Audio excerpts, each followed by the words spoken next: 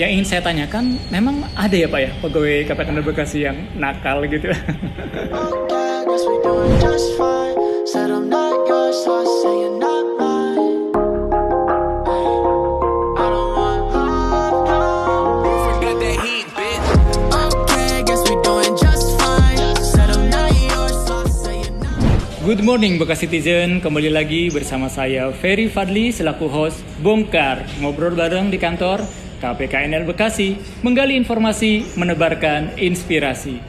Jika pada episode yang pertama kita mengobrol tentang apa itu wilayah bebas dari korupsi atau WBK dan apa itu wilayah birokrasi bersih melayani atau WBBM, maka pada episode kali ini kita akan ngobrol dan menggali terkait dengan bagaimana sebenarnya komitmen pimpinan KPKNL Bekasi dan seluruh jajarannya untuk meraih WBK dan WBBM. Oleh karena itu telah hadir bersama saya langsung nih Kepala KPKNL Bekasi Bapak Hamim Mustafa.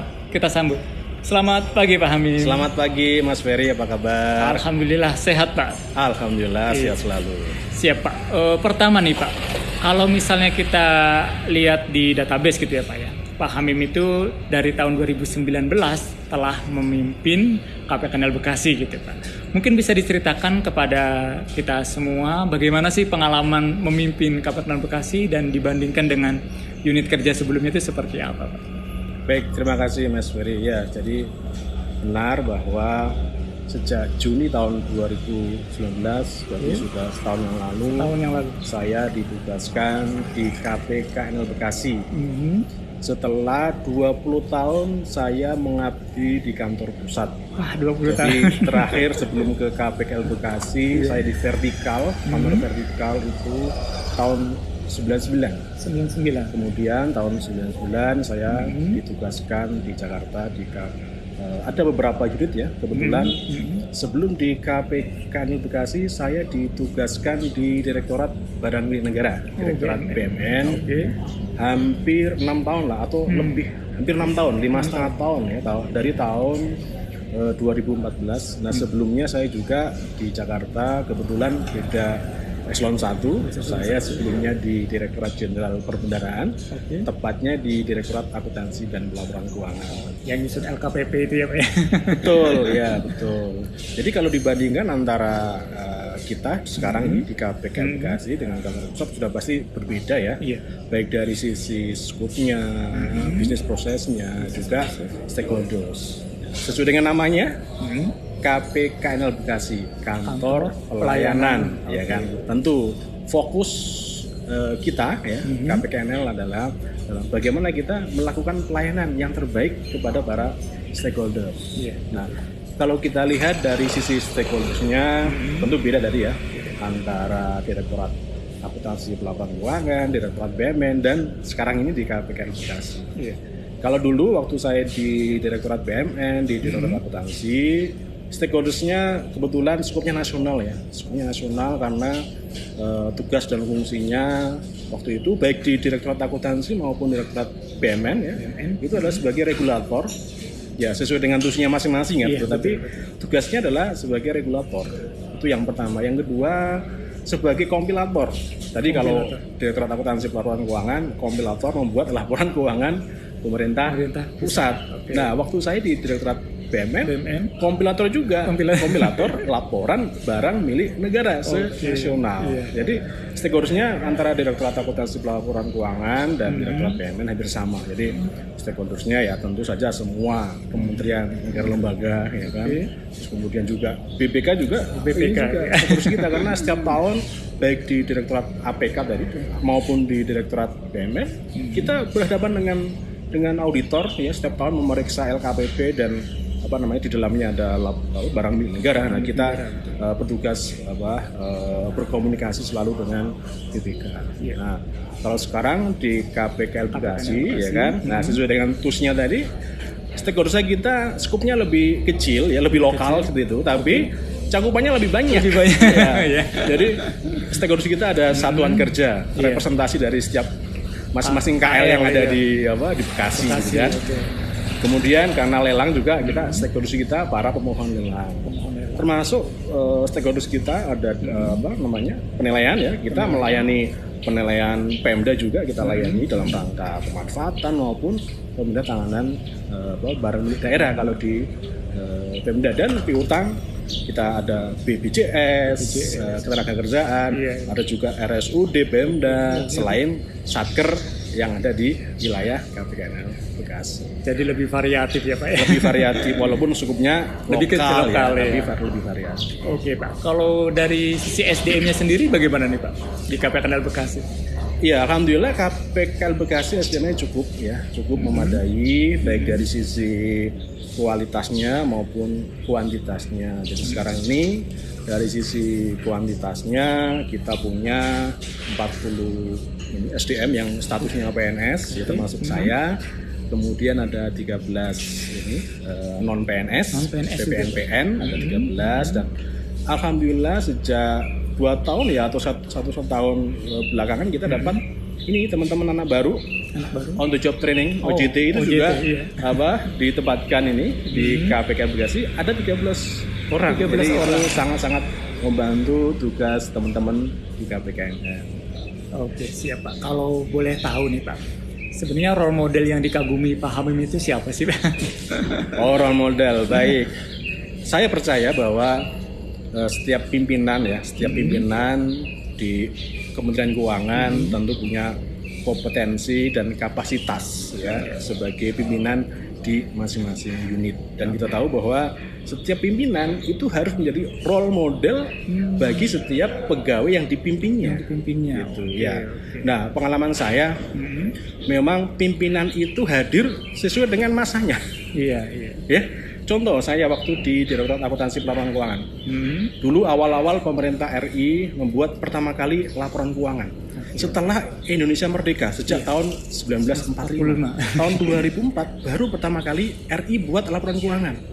Nah, waktu itu dipimpin oleh orang yang memang kaya dengan inovasi, kaya dengan terobosan-terobosan untuk memastikan bahwa untuk laporan keuangan pertama kali itu berhasil diterbitkan, dan alhamdulillah berhasil, dan saya ikut terlibat di dalamnya. Itu di pengalaman saya di Direktorat Akuntansi Pelaporan Keuangan.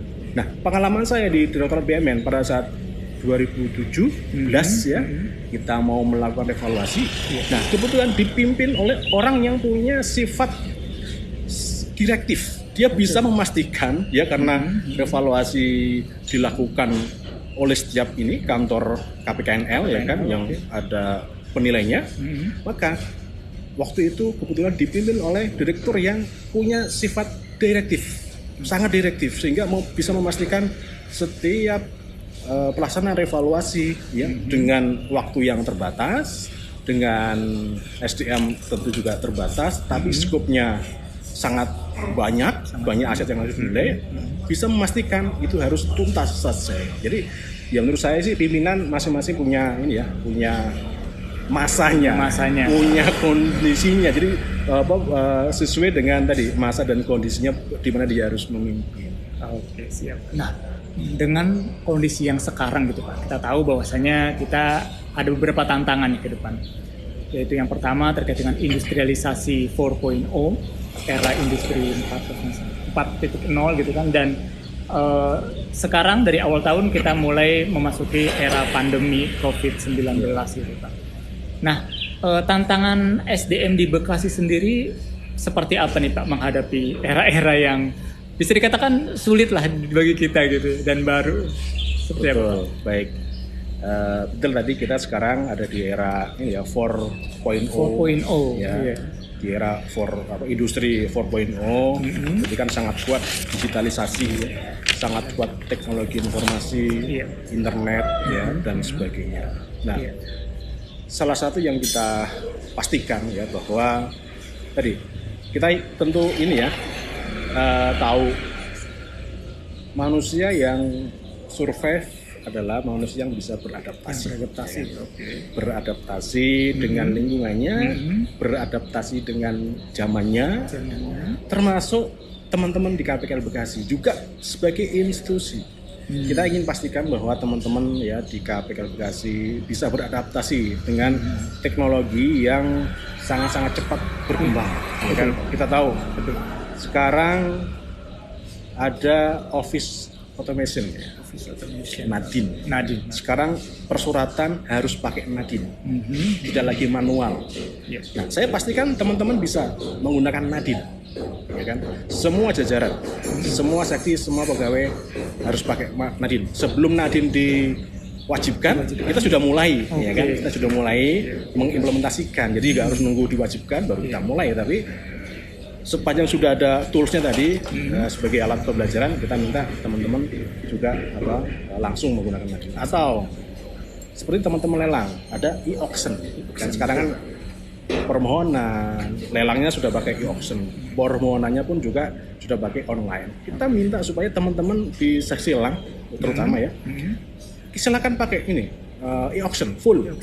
Gak ada yang di luar e-auction, supaya mereka juga lebih cepat beradaptasi. Atau sekarang ini pada saat pandemi COVID, semua rapat-rapat dilakukan melalui media virtual. Iya, betul. Tidak lagi ketemu.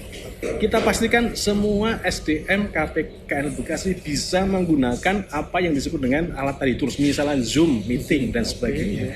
Harus tahu karena itu nanti akan dipakai dalam keseharian kita menggantikan kesempatan untuk bertemu secara tatap muka. Nah, hal-hal itu yang kita pastikan teman-teman bisa mengikuti, bisa beradaptasi dengan perkembangan teknologi yang tentu sesuai dengan ini ya, kondisi dari saat ini kantornya misalnya.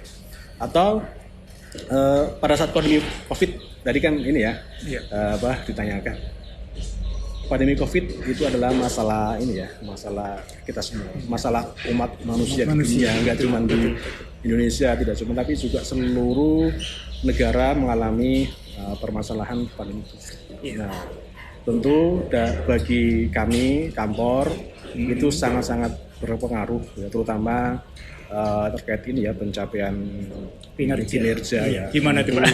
Sangat-sangat berpengaruh, apalagi kita melakukan lelang ya. Pada saat pandemi COVID. Fokus calon pembeli, calon investor pasti akan berpindah fokusnya ya kan. Iya, betul. Sebelum COVID mereka berinvestasi untuk beli barang-barang yang lelang misalnya. Sekarang pandemi COVID pasti prioritasnya akan mereka berpikir yang lain, ulang ya kan. Nah, tentu kita harus cari ini kan cara bagaimana supaya di tengah masalah yang sulit ini kita tetap survive gitu kan. Bagaimana upaya-upaya yang harus dilakukan oleh KPKNL Bekasi gitu. Oke, baik Pak. Tapi kita tetap optimis bahwa target-target kinerja kita yang telah ditetapkan bisa tercapai ya Pak ya? Iya betul. Ya kalau bicara target itu kan ditentukan pada akhir tahun lalu atau awal tahun ini kan untuk kita capai di tahun 2020. Target tidak berubah, ya kan? Tapi kondisi sudah sangat jauh berubah. Nah, kita harus dituntut bagaimana bisa mencapai target itu. Tentu saya minta selalu teman-teman melakukan inovasi, ya kan? Inovasi untuk mencapai kinerja ya kan, supaya tahun 2020 dengan keadaan yang sulit kinerja tetap bisa kita capai, tetap kita lakukan. Harus ada inovasi-inovasi baru, cara-cara baru ya kan, untuk mencapai beberapa target yang sudah diamanahkan kepada KPKN Bekasi. Oke, baik Pak. Nah, kita lanjut terkait dengan WBK dan WBBM gitu ya Pak. Kalau kita lihat di tahun 2019 itu ada beberapa rekomendasi. 2 di antaranya itu yang pertama adalah terkait dengan komitmen pimpinan dan yang kedua adalah terkait dengan knowing your employee.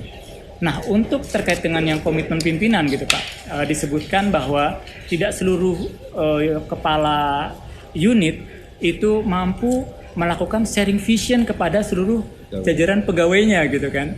Nah, karena hal ini kenapa? Karena pegawai itu dirasa tidak mampu mengetahui gitu kan paradigma perubahan yang terjadi di unit kerjanya. Nah, kalau di KPKN Bekasi sendiri seperti apa nih Pak untuk melakukan sharing vision kepada para pegawainya? Oke, baik. Jadi untuk meraih WBK, WBBM, komitmen pimpinan sangat penting. Iya, betul Pak. Ya, tapi itu bukan satu-satunya.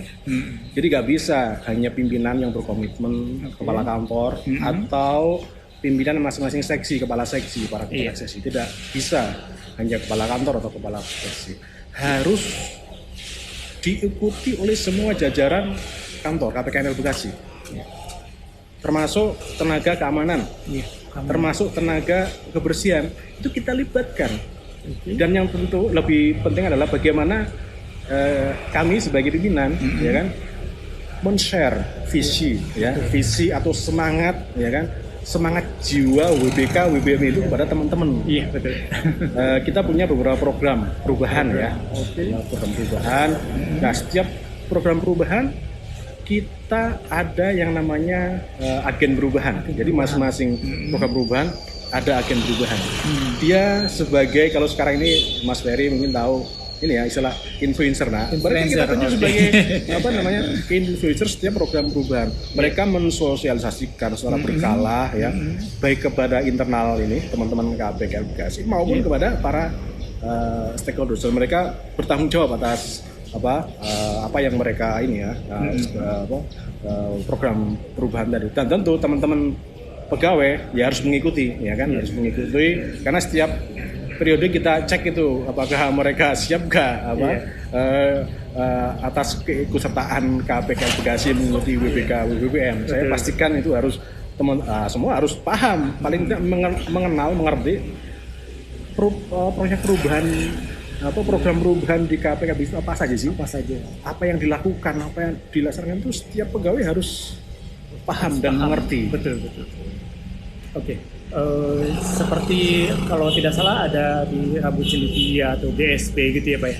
Oke, nah cara bagaimana kita men-share visi tadi ya. Tentu ada beberapa agenda yang sudah kita laksanakan. Misalnya setiap hari Senin ya kita ada yang namanya model Monday Evaluation, ya kan. Kita evaluasi baik sisi kinerja maupun persiapan teman-teman ini melakukan ini ikut WBK WBM. Terus kemudian setiap hari Rabu kita ada namanya Rabu Cendekia, cengkrama edukasi gitu kan. Jadi ada topik-topik ya kan yang dibahas. Kita libatkan semua pegawai untuk ikut itu setiap hari Rabu. Atau setiap hari kita ada yang namanya GSP Pak. Galang semangat pagi. Galang semangat pagi. Ya itu juga harus diikuti oleh setiap pegawai. Jadi mengikuti informasi-informasi ya kan yang kita share baik dari saya maupun masing-masing seksi, bahkan setiap pegawai pun kita minta supaya mereka juga sharing juga pengalaman gitu. Jadi kita libatkan semua lah teman-teman. Ya, baik Pak. Nah, terkait dengan yang satunya lagi nih Pak, knowing your employee gitu kan. Dikatakan bahwa knowing your employee itu sangat efektif untuk menciptakan suatu sistem integritas di masing-masing pegawai di unit kerja gitu kan ya Pak ya. Yang ingin saya tanyakan, memang ada ya Pak ya pegawai KPKNL Bekasi yang nakal gitu? Nakal, kalau bagi saya ada dua pengertian. Ada dua pengertian. Nakal dalam pengertian negatif yang selamanya dipahami ya. Oke, ya betul. Umum, dan satu lagi nakal dalam pengertian positif. Yang pertama tadi, nakal dalam pengertian negatif. Sepengetahuan saya, sepengamatan saya selama ini, dan juga tentu kita punya ini ya, unit kepatuhan internal yang selalu memantau teman-teman ini pegawai.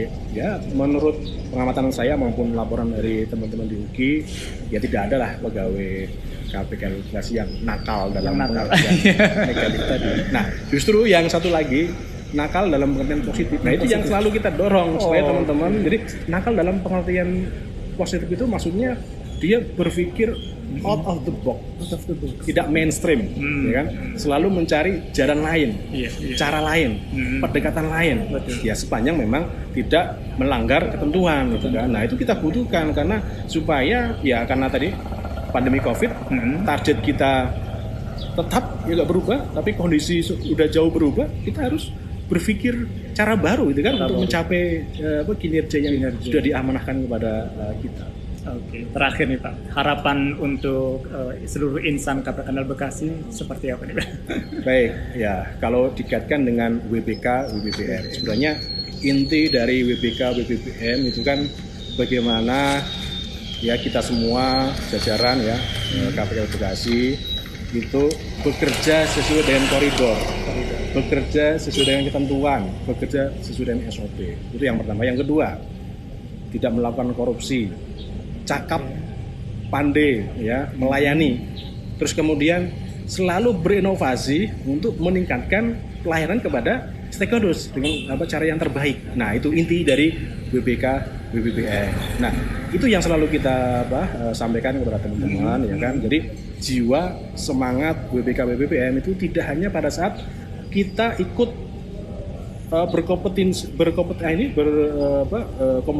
ikut WBK BBPM, tapi juga semangat WBK BBPM itu harus ada ya selamanya,